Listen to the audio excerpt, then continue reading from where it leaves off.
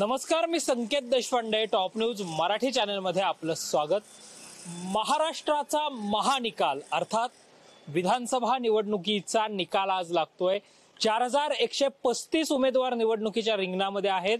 2086 अपक्ष उमेदवार निवडणुकीच्या रिंगणात आहेत आणि अवघ्या काही तासामध्ये राज्याला नवं सरकार मिळणार आहे।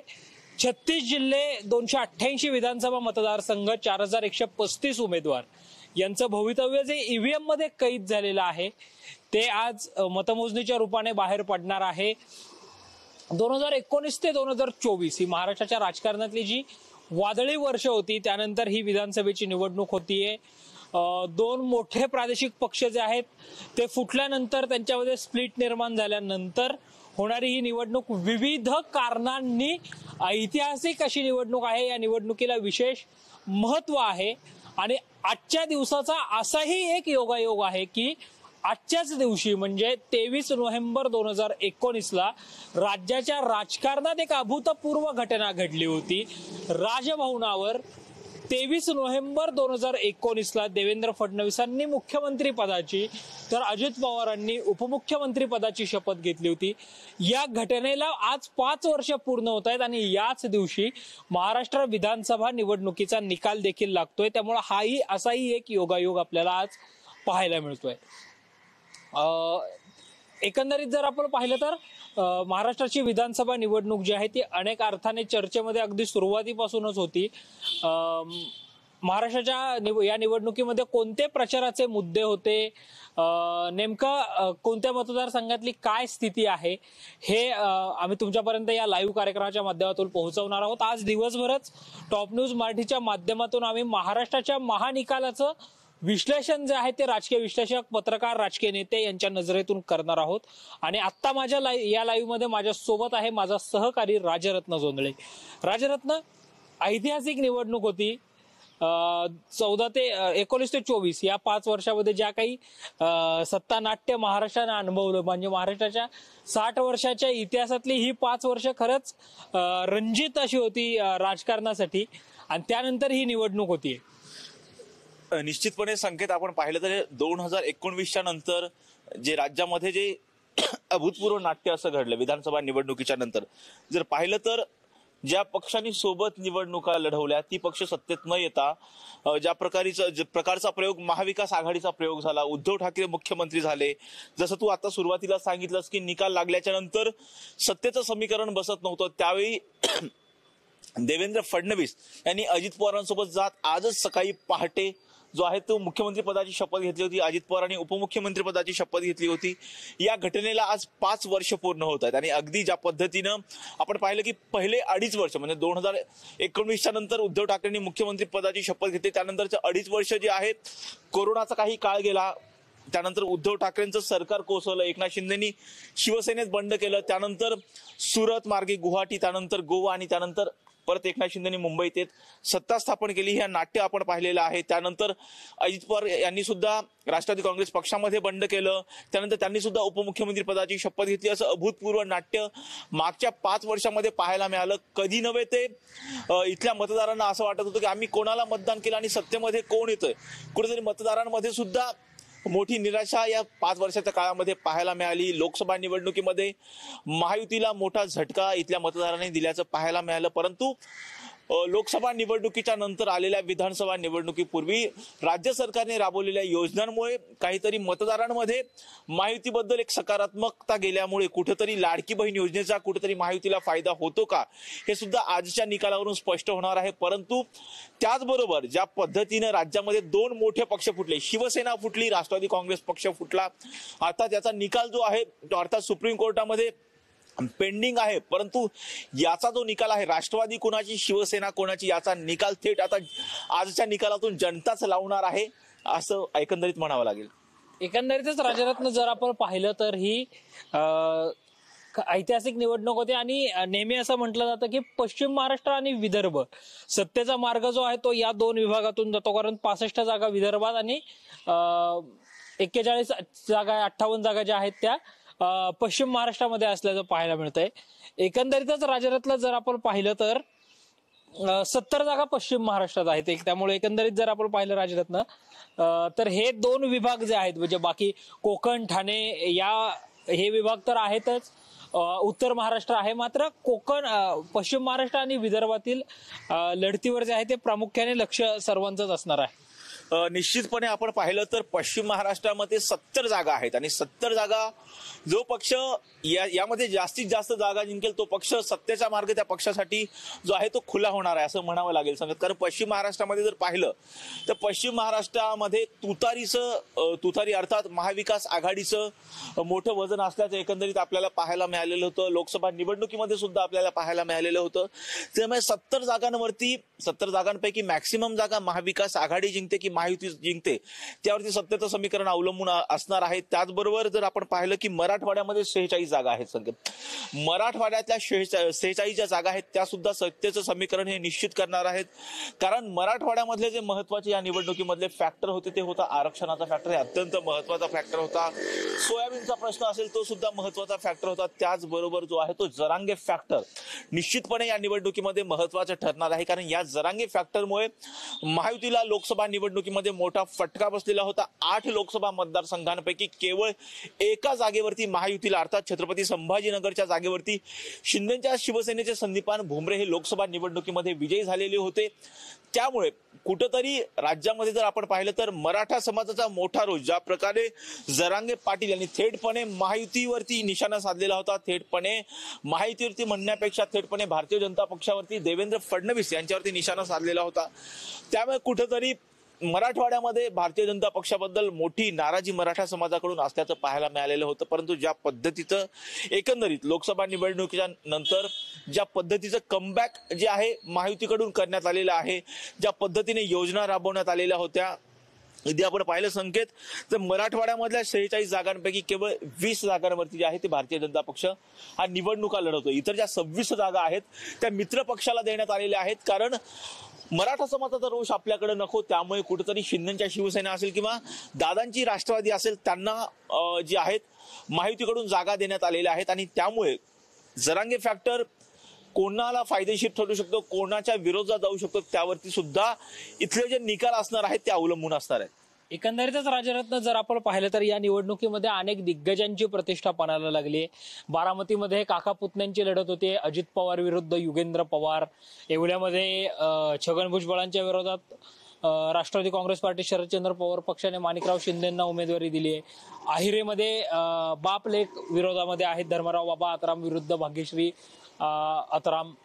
आणि जर आपण पाहिलं इकडे कंधार लोह्यामध्येही आशाताई शिंदे असतील त्यांच्या विरोधामध्ये त्यांचे सख्खे भाऊ माजी खासदार प्रतापराव पाटील चिखलीकर रिंगणामध्ये आहेत. अशा कोणत्या हाय व्होल्टेज लढती आपल्याला पाहायला मिळतील? निश्चितपणे संकेत आपण पाहिलं तर बारामती विधानसभा मतदारसंघाची लढत ही अत्यंत महत्वाची लढत आहे. कारण पवार विरुद्ध पवार असा संघर्ष जो आहे तो बारामतीमध्ये आपल्याला एकंदरीत पाहायला मिळणार आहे. कारण अजित पवार यांचे सख्खे पुतणे असणारे श्रीनिवास पवार यांचे पुत्र युगेंद्र पवार हे अजित पवारांच्या विरोधात निवडणुकीच्या रिंगणात आहेत. त्यामुळे बारामतीचा निकाल काय लागतो याकडे संपूर्ण राज्याचं लक्ष लागलेलं आहे. त्याचबरोबर संकेत आपण पाहिलं तर अर्थात नांदेड मधला जो मतदारसंघ आहे भोकर विधानसभा मतदारसंघामधून जर पाहिलं तर अशोक चव्हाण यांच्या कन्या श्रीजया चव्हाण या निवडणुकीच्या रिंगणात आहे. तिथली सुद्धा चुरशीची लढत ठरू शकते. कारण त्या ज्या पद्धतीने काँग्रेस पक्षाने भोकरमध्ये प्रचार केलेला आहे ती लढत सुद्धा महत्वाची ठरणार आहे. त्याचबरोबर पुण्याचा विचार केला, पुण्यामधला कसबा विधानसभा मतदारसंघामध्ये मागच्या पोटनिवडणुकीमध्ये जर पाहिलं तर काँग्रेसने 38 वर्षाचा भाजपाचा गड सर करत जे आहे त्या ठिकाणी आमदार निवडून आणलेला होता. रवींद्र धंगेकर हे कसब्यातून आमदार म्हणून निवडून आलेले होते. अर्थात आता आपण पाहिलं तर रवींद्र धंगेकर विरुद्ध हेमंत रासने ही निवडणूक होते. परंतु या पोट निवडणुकीच्या नंतर ज्या पद्धतीने जनसंपर्क हेमंत रासने यांनी वाढवलेला होता त्याचा कुठेतरी त्यांना फायदा होतो का हे सुद्धा पाहणं महत्वाचं ठरणार आहे. त्याचबरोबर कोथरूड विधानसभा मतदारसंघामध्ये जर आपण पाहिलं संकेत कोथरूडमधून चंद्रकांत पाटील विरुद्ध त्या ठिकाणी आहेत चंद्रकांत मोकाटे अशी लढत आपल्याला त्या ठिकाणी पाहायला मिळणार आहे. त्याचबरोबर मनसेचे आहे किशोर शिंदे ते सुद्धा निवडणुकीच्या रिंगणात आहेत. त्यामुळे कोथरूडमधून कोण बाजी मारतात ते सुद्धा पाहणं महत्वाचं आहे. पर्वती विधानसभा मतदारसंघामधून जर पाहिलं तर माधुरी मिसाळ विरुद्ध अश्विनी कदम अशी लढत आहे. मागच्या वेळी जी लढत झालेली होती तीच लढत आहे. परंतु त्या लढतीमध्ये आबा बागुल जे की माजी उपमहापौर आहेत, काँग्रेसचे बंडखोर आहेत, ते सुद्धा निवडणुकीच्या रिंगणात आहेत. त्यामुळे तिथं काय होतं हे सुद्धा पाहणं महत्वाचं आहे. दुसरी एक महत्वाची गोष्ट कसब्यामध्ये सांगायची राहिली संकेत, की कसब्यामधून 2 बंडखोर अर्थात बंडखोर असणाऱ्या त्यांनी अपक्ष म्हणून निवडणुकीच्या रिंगणात उतरलेल्या पहिल्या महिला महापौर कमल व्यवहारी ह्या सुद्धा निवडणुकीच्या रिंगणात आहेत. त्याचबरोबर मनसेकडून गणेश भोकरे निवडणुकीच्या रिंगणात आहेत. त्यामुळे चौरंगी लढत होणार आहे.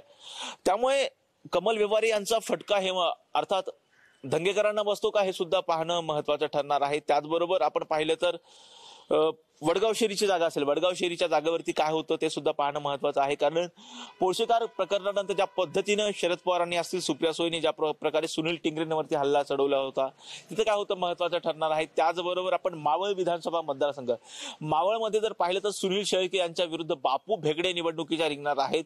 बापू भेगडे यांनी अपक्ष उमेदवारी अर्ज दाखल केलेला होता. त्यांना अर्थात बाळा भेगडे यांनी पाठिंबा दिला, जे की माजी राज्यमंत्री आहेत, त्यांनी सुद्धा मावळात सांगली पॅटर्न पाहायला मिळतो काय, अर्थात सांगली पॅटर्नच पाहायला मिळतो. तिथं महाविकास आघाडीने उमेदवार न देता बापू भेगडे यांना पाठिंबा दिलेला आहे. त्यामुळे मावळात काय होतं हे सुद्धा आता पाहणं महत्वाचं ठरणार आहे.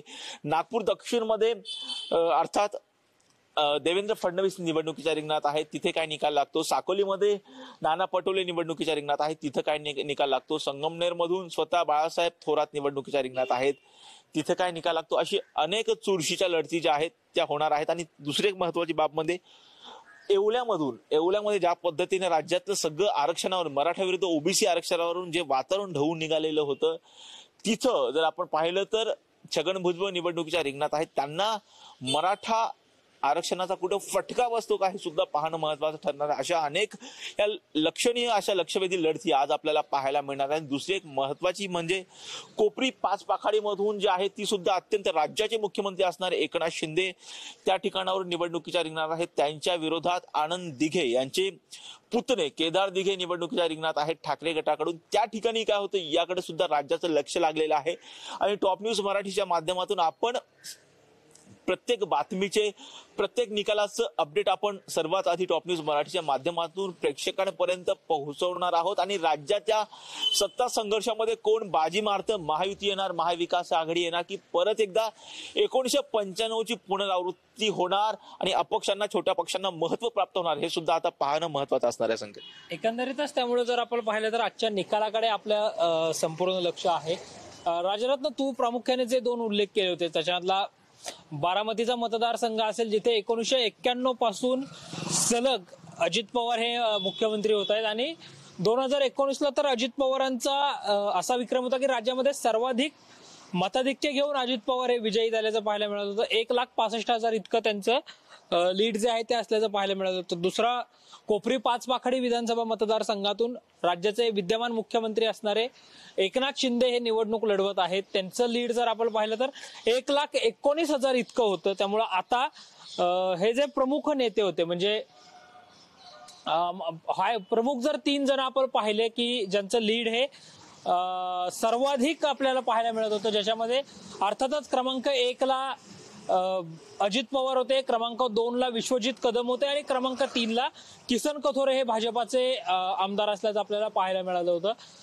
आता या नेत्यांचं लीड इतकंच राहणार, याच्यामध्ये घट होणार की वाढ होणार, यासोबतच कोण आज विधान भवनामध्ये जाणार, कोण आमदार होणार, कुणाचं सरकार येणार, हे चित्र अवघ्या काही तासांमध्ये स्पष्ट होणार आहे. आणि या सगळ्याचे अपडेट आम्ही टॉप न्यूज मराठीच्या माध्यमातून तुमच्यापर्यंत घेऊन येणार आहोत. तोपर्यंत पाहत रहा टॉप न्यूज मराठी, आपला महाराष्ट्र, आपली बातमी. टूर्स अँड ट्रॅव्हल्स विश्वातील एक विश्वसनीय नाव मँगो हॉलिडेज घेऊन आले आहेत धम्माल फॉरेन टूर्स खास तुमच्यासाठी. एक्झॉटिक युरोप 17 रात्री 18 दिवस, साऊथ आफ्रिकन सफारी 9 रात्री 10 दिवस, नॉर्दर्न लाईट्स 8 रात्री 9 दिवस, दुबई अबुधाबी 5 रात्री 6 दिवस, व्हिएतनाम कंबोडिया 8 रात्री 9 दिवस. तर आजच आपली सीट बुक करा आणि आपल्या फॉरेन टूर्स मेमोरेबल करा. मँगो हॉलिडेज म्हणजेच अविस्मरणीय सहलीचा अनुभव. मँगो हॉलिडेज, 4था मजला, स्वोजस कॅपिटल अतिथी रेस्टॉरंटच्या वर, लॉ कॉलेज रस्ता, पुणे 4. संपर्क पुणे 83 839 505 किंवा 80 80 81 74 54. मुंबई 83 839 503 किंवा 96 53 18 74 78. Come on guys, hurry up. अरे सुन ना, एक ब्रेक ले लेते हैं. Guys, I am telling you, तुम लोगों को सही से ट्रैकिंग नहीं आता. But that's okay, you can learn. रोज का ढक्कन देना. तो ये रेड वाला है, सही वाला देना. अबे ढक्कन, पहले तो सही पानी पीना.